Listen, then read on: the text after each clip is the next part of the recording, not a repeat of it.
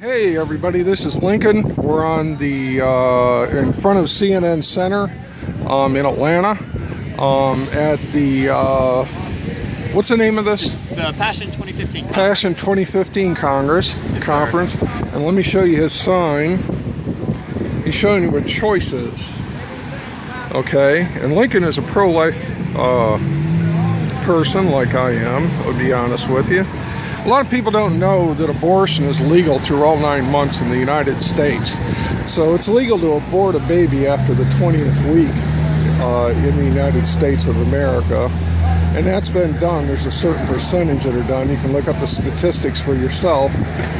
And it's a pretty torturous death for children that are after 20 weeks. Now, we believe that life belongs to God, and that's from the moment of conception.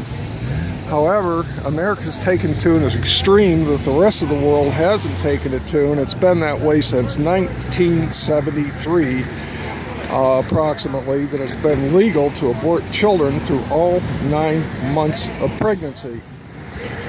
Now, given the things that are going on, would it surprise you if a doctor got into that, they just got a little bit carried away with that kind of thing? Not to mention abortion itself, which we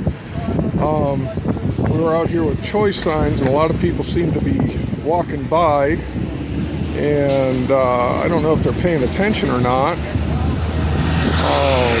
In this country, this seems to have dropped off the map as far as the political issue is concerned. However, pro-life people are still out there, and abortion's still going on. I'm going to talk to Lincoln here. How did you get involved in this, Lincoln? How did you get involved in the pro-life movement? Well, for me personally, I grew up reading a lot of biographies from World War II heroes, such as Corrie ten Boom, Dietrich Bonhoeffer, and others. And what always struck me was that they had courage that was countercultural.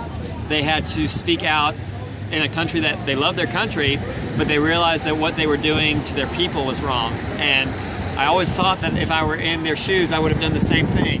But God convicted me and made me realize that I can't say that I would have done that if I'm not willing to stand up for lives now in my own backyard that are being decapitated and dismembered. So that was really the moment where I knew that God was calling me personally to get involved in being a voice for these children. It's been about 3 or 4 years now. Definitely have enjoyed it. It's very heavy and it's very challenging, but it's also very rewarding to see children's lives being saved and to see people who change their minds, because ultimately that's what we want to do. We want people to see that this is what it does to a baby, that it's not a clump of cells, and that it's not just about choice or freedom of choice, because there's a lot of things I might disagree with somebody on, but I would not try to legislate. I would not try to say that someone has to attend the same church I do or has to like the same ice cream flavor I like, even though I feel very strongly about both of those things. But when it comes to a choice that harms another innocent human being, that is a choice that we as a civilized society should never allow and never tolerate, because we should be, as people who believe in equality, protecting the lives of all human beings equally, not just those who are born, not just those who are of a certain race or ethnicity. It should be everyone, because they're a member of the human race. And so that's what we're trying to show with these pictures, is that the unborn are human, and that abortion decapitates and dismembers an innocent little human being. How do you think, or what do you think is the most effective way, or what do you think will possibly end abortion in America, and at least the cruelest parts of it? Do you think that's done through legislation, prayer?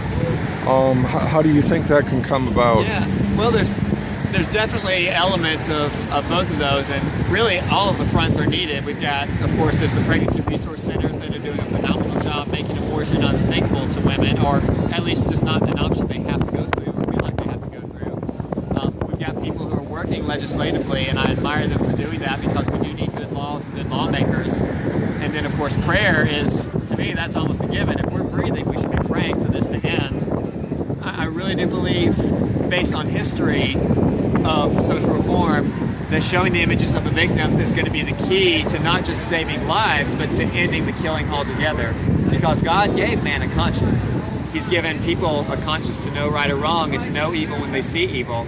And as long as we keep burying this, and as long as the abortion industry is able to cover up that this is what they do, the killing's not going to end, because people will not feel the incentive to end it. There won't be a sense of urgency, and we'll be able to continue to justify doing this to a child in the name of reproductive choice or freedom of choice, and we won't see what it is. So I really think that that's going to be the key, because if you look back at other reform movements like Martin Luther King Jr., his thing was to organize marches and demonstrations in cities where he knew the police would come out and they would attack them with water cannons and horses and dogs. But they got that footage and they took pictures of that, and when the country saw what racism really was, that caused outrage, and that caused a demand for the laws to change. And with the laws, I really think if we focus only on legislative without doing this first, we're putting the cart before the horse, because we've got to have the people change and the people's mindset and public opinion changed in order to change those laws. So like I said, this is really the key, I think, but obviously those other elements are definitely important, and we all need to work together to bring it to an end. Okay, let me ask you a question. A country that's so great, that participated in World War II and helped put an end to the Holocaust, that gets involved in many righteous causes. How do you think abortion came about in this country? Your best guess. What's your best guess? How did this all come about? How did this horrible tragedy come about? I mean, once again, it's legal through all 9 months, and not a lot of people are aware of that. Yeah. They can look it up on their own, but how could a country that came to so many people's rescue allow this to happen? How do you think that came about? The short answer, human nature. Because if you look at, say, the slave industry, pretty much any country, but like the Western slave industry specifically, it was driven by money on a large-scale level. So you had, the slave owners and the slave ships, and just the financial incentive they had to craft legislation and to influence public opinion and to hide their dirty deeds. But then, too, from a more small-scale personal standpoint, people wanted the goods that slavery produced. They wanted their rum and their sugar and their tobacco and tea.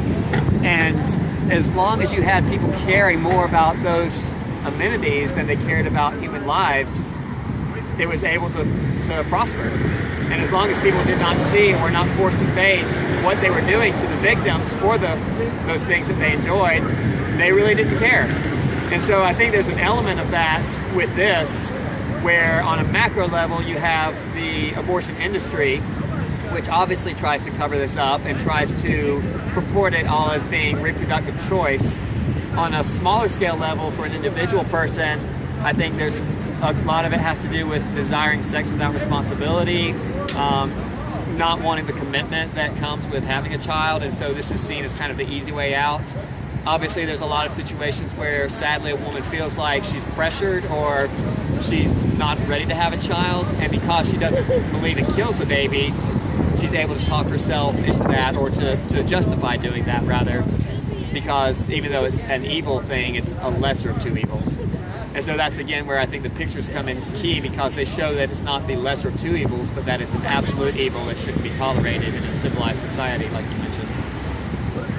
Well, thank you so much, Lincoln. We appreciate your efforts in pro-life, and we'll have this on YouTube, and it was an honor meeting you.